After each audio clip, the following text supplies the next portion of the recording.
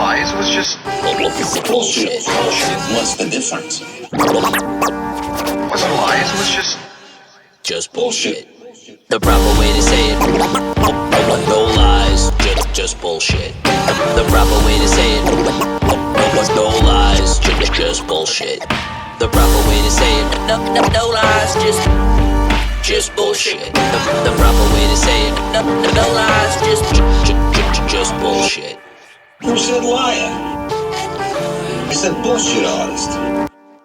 And what's the difference? Because I don't lie. Never. Hello and welcome to No Lies Just Bullshit, your number one spot for all things Shenandoah Rose and Alley Cat Tattoo's 25th anniversary party. Before we get into that, you know I do this all off the dome, so bear with me, there was a lot going on. But AllianceTattooSupply.com is where you need to go to get everything you need to run your shop, just like they provided everything we need to run the Shenandoah Rose. AllianceTattooSupply.com. Now, they called, checked. I dealt with a couple different people via email, talking to Fred on a regular basis. Though Thursday before the show, Fred rolled up, brought us a load of needles and disposables and disposable tubes and grips, as well as individual A&D packets and razors and bibs and drapes and you name it. They hooked it up for all 20 of my tattooers, and it was just an absolute pleasure doing business with them. Not only did Fred come up on Thursday and drop everything off, on Friday Josh came up with his lady, kicked it, hung out, enjoyed the show, enjoyed the guests, and then Saturday Fred comes back with his lady and his kid, and they hang out, and it's a great rapport that we have with these folks, and it feels really good. They're on the same page. And I'll tell you what else is dope. Yoni Zilber, who's a longtime friend of mine, a friend of the show, and friend of tattooing, said, look, just make sure that Alliance knows that they got a new customer just by sponsoring the show, because he was so impressed with the products that those guys brought up here. This is just kind of an extended thank you to Alliance Tattoo Supply for everything they did, everything they do, ongoing. I mean, they were just... I can't say, and gave us ample stuff. I think the only thing we ran out of was the individual A&D packets, but everything else, it was just incredibly helpful. And a lot of the guys here were already customers, so they already understood the quality of everything they were getting. And like I said, guys like Yoni and a few others who weren't actively buying from Alliance are now actively buying from Alliance, which is great. And they got to meet the owners in addition to that. So it's one thing to be like, oh, well, this is a great product. But it's also another thing to say, oh, this is a great product. And guess what? The fucking people that provide this product are accessible. And they show up and they're tattoo guys and they're tattooers and they own a fucking shop and all that stuff. So hats off to everyone at Alliance Tattoo Supply. And if you're not already an active customer of theirs, but you are a listener of No Lies Just Bullshit, and you are considering, just go ahead and do it. Just take the plunge. Jump right in. Tell them NLJBS sent you. I think if you use code NLJBS, I'm pretty sure it still stands. You get a first time discount 10%. Go for it. You know what I'm saying? You're going to order anyway. So just order from these guys. They rule. All right. It's time for talking Shenandoah Rose. I'm just going to give you the whole rundown. First of all, you need to hop on Instagram and check out the Shenandoah Rose page, because we're tagged in a lot of stuff. But, I mean, Timothy Moyer and Juan Puente and Mario Dessa and all your favorite tattooers, Chad Cheska, they're all just making posts talking about what a celebration it was and what a great time it was and how much fun they had. And that was the goal for me. It was Alley Cat's birthday party, but I wanted to make it something special for the tattooers. I wanted to make it something where those guys were fully comfortable in the space. By the way, no duds whatsoever. Like, even the walk-ups that they got was all cool shit. They all talked about how knowledgeable the public in this area are of tattoos. And it really made me feel good knowing that myself and Porter and Andrew and Sarah and, all the folks here at Alley Cat Tattoo have sort of been cultivating tattoo culture in this area. And I don't know if I said that right. Cultivating culture sounds dumb, but we have really been sort of pushing what we dig in the direction of people that we think will dig it, and then they expand on that and they start to understand what a good tattoo is and how you go about getting a good tattoo and who you get a good tattoo from. And that's all we ever really cared about or pushed onto the public was, hey, what matters is that you get a good tattoo. It's not necessary. You don't have to get it here. You can get good tattoos. You can get nothing but good tattoos at this joint. But if you go elsewhere, just make sure you're still getting a great tattoo. That's what's important. And the educated public showed up for Shenandoah Rose, and they got tattooed, and it's fun. It's dope. And so when I say no duds, I mean no duds. Just a dude walking in gets a fucking Mr. Lucky, with dates in the band and the hat and stuff, The dates, sure, that's extra and that's not regular, but it's a Mr. Lucky any way you look at it. And they were doing stuff out of their wanna-dos. So anyway, I figured what I would do is I would set things up to where Thursday when people are rolling into town, I'm just available at Alley Cat to see what anybody needs. Got some cold beers, got a couple bottles of whiskey, got a couple joints rolled, and just welcome folks. We already had tents in the parking lot. We already had tables and chairs in the parking lot. The great folks down at Ace Tattoo in New Orleans were here to help us. They fucking tossed those tables and those chairs and got everything kind of set up, at least for the most part. Shouts to my man Mac Tyre. Mac's a real player, and I love hanging out with Mac. And he brought his whole crew because he's a real leader. And they kicked it, and they were all great, man. Great, just get new friends and dudes that you can immediately break balls with and talk shit with, but they're straight up tattoo people. They know what the fuck is up. Devin, I say dudes, but they brought a lady with them as well, and she was just cool as shit. First thing Thursday, bam, let's get a Hanya on my neck, yo. And then I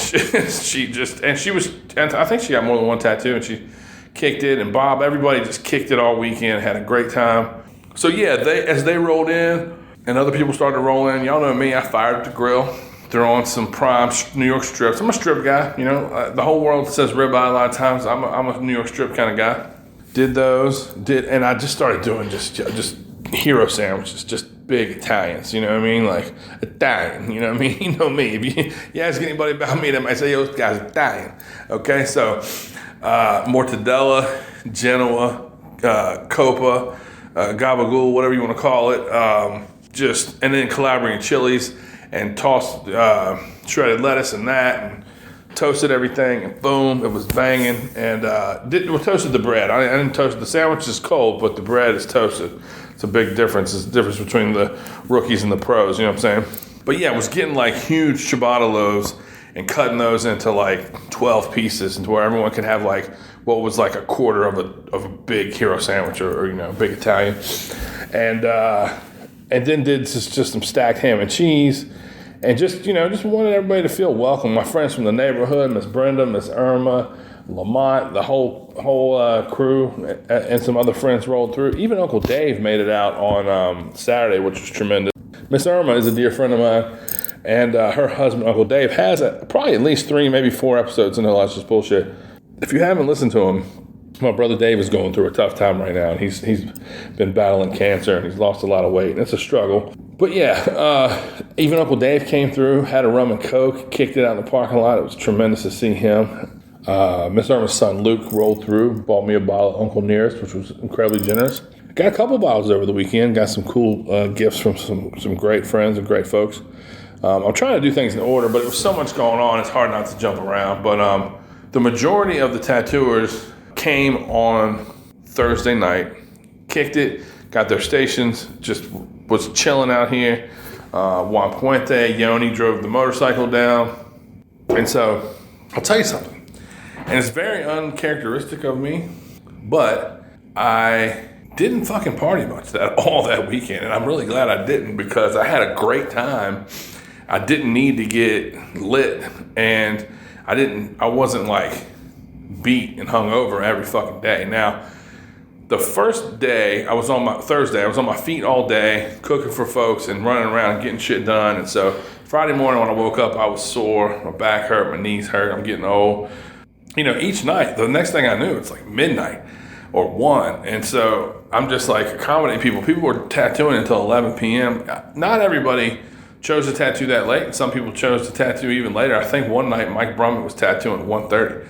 And by the way, Mike Brummett is the truth. Mike Brummett is a soldier, a gentleman, and I can't say enough nice things about him. Jesse Struthers, him and Jesse were tattooing right outside my office. So every time I came out, boom, there were my boys holding it down, and Yoni was right there as well. It was just an incredible weekend of great friends. Friday was busy. Every single tattooer did 3 tattoos at least. Some of them did 6, 7, 8 tattoos. And then Saturday kicks off at 11, and I'm like, man, I thought there'd be more people here. It's kind of quiet.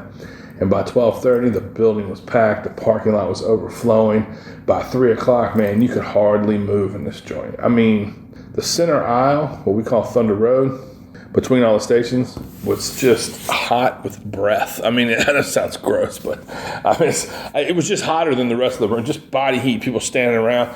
But man, I mean, incredible tattoos getting done in all directions. I mean, you got Timothy Hoyer across from Brian McNeil. You got Mike Wilson across from Christian Lane, and just Mario across from Jeff Rasher, and then Mac Tyre, and then Juan Puente in the back. Chesco, of course, raining down elbows on motherfuckers, just killing it. Fucking Will Lolly back there, Nick Hall back there. Unfortunately, my dear friend Kurt Bear could not make it, man. He flew all the way to Washington, D.C., got in a car, drove to Harrisonburg, and proceeded to be as sick as a person can be for 3 fucking days. And I just feel terrible for him. I feel terrible for the people that missed out on getting tattooed. I know Kurt. I'm sure he'll come back next year stronger than ever. But man, what a tough blow. You know what I mean? Just like, man, that's crazy. It's just... And of course, I did my best to check on him, but I had so much going on here. And of course, I reached out to Porter and Kurt are the best of friends, and Porter was able to take him some food and take him some medicine and do his best to sort of help him feel better. But it was really, he struggled all weekend, and I just hated for him. Trying to think of what else we had going on I guess I already jumped to Saturday, but yeah, Saturday was crazy, man. There was so many people tattooing. Sam Yemeni was here. He tattooed on Thursday and Sunday, and Sam's just a great guy and a great character to have around the room, and he just a gentleman, just the best dude. I have a couple drinks. He got me tacos on Saturday night. I had no time to do shit, and there was food trucks. The first day, a barbecue food truck stood us up, and the coffee lady got an attitude and left. I don't know what the fuck her problem was. The next day, my man Doug set up Randy's Burgers out there, and he killed it. And then we had a barbecue trailer out of Stanton. They came up, they killed it, and I was able to get a couple bites early from the barbecue trailer. But I mean, that was all I ate that day. It was a few bites I shared with my family in my office, and then,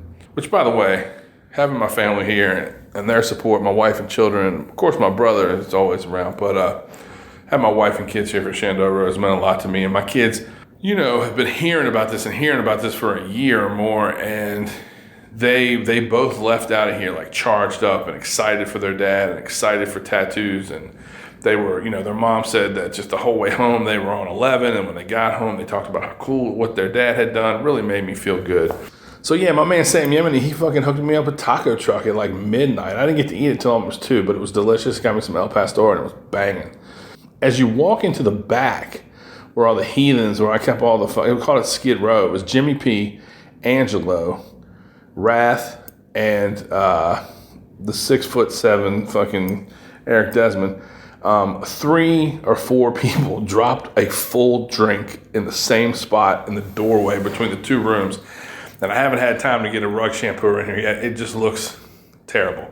Now I say that, this is not part of the regular part of the shop, and we had put plastic down everywhere except the doorway so that we could shut the door properly. But anyway, in that section, fucking just this huge burst of, it's not sticky when you walk on it, oddly enough. We cleaned up as best we could, but anyway, it was still a pain in my ass. The Skid Row fellas that I just named, Wrath was fully booked, but none of the rest of them were, and they did their appointments, plus they did walk-ins, plus they accommodated who they could accommodate. Big shouts to all 4 of those dudes. Like I said, Wrath was full up, but Angelo and Eric and Jimmy just on the front lines, just tatting it up. Jimmy was getting tattooed while he was tattooing.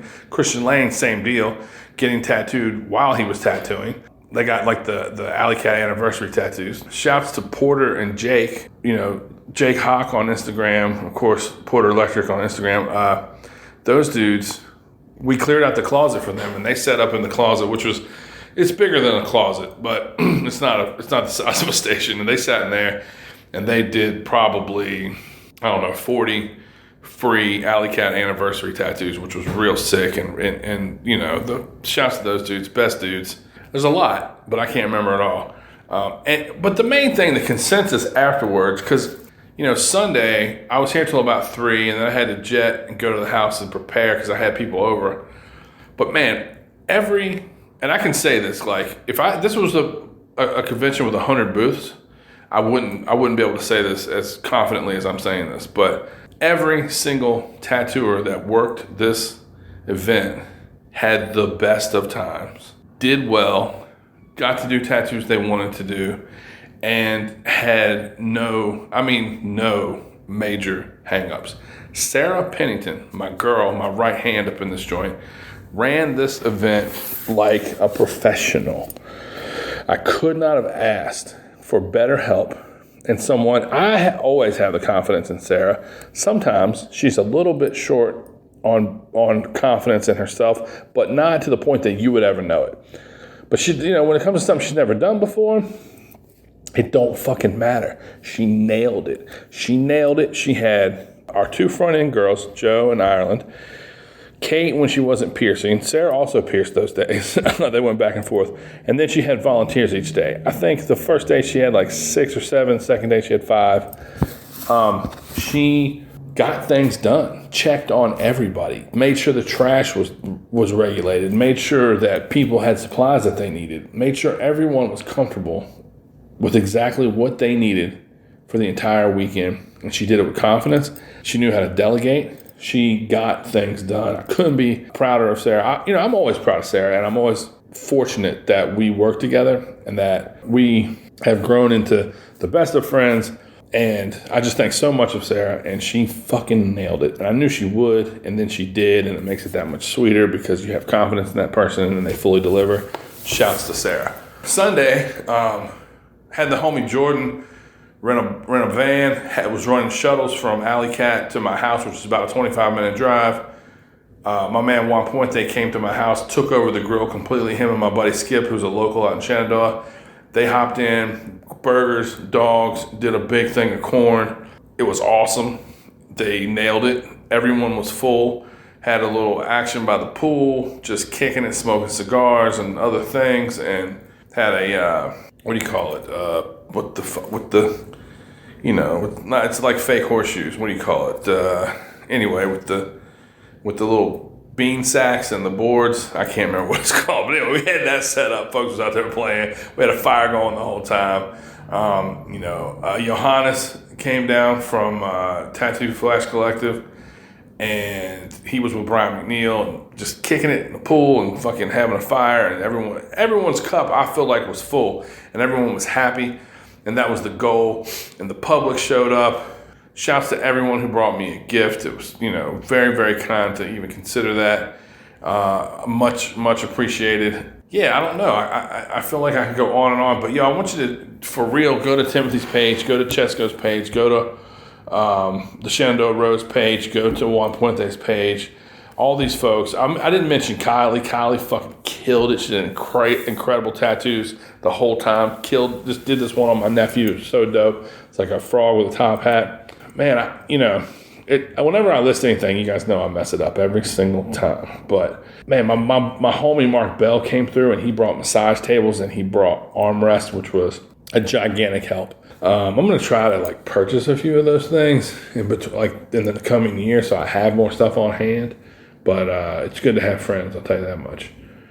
Shouts to Taylor, he came through. That's Mark's son. So yeah, sorry about that. So yeah, it was just an incredible experience and with incredible people. I definitely am going to do it again. Details on that will follow. But I can't. I can't just tell you how gracious I am for everyone's participation, everyone's help, to the volunteers, my staff, the tattooers, the clients, the friends, the visitors, the collectors, you name it.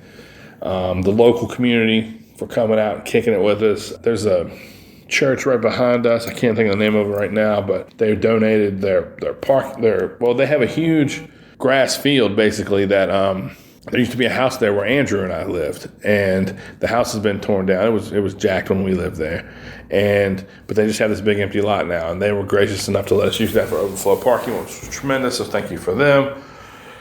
And yeah, thank you to all you folks for listening. Thank you to Lions Tattoo Supply, Alley Cat Tattoo, 25 years old, and we had some plans to go to my place in the mountains and do some kicking it and some painting and recording. That didn't happen, but 2 weeks from now I'll be following up with new No Lies Just Bullshit, and can't wait. Can't wait to keep it rolling.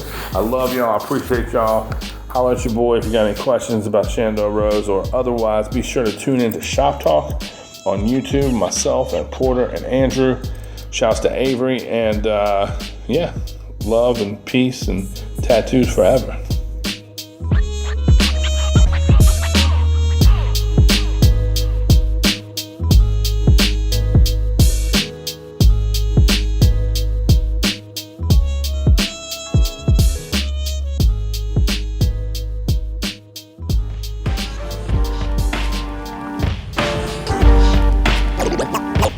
No lies, just bullshit.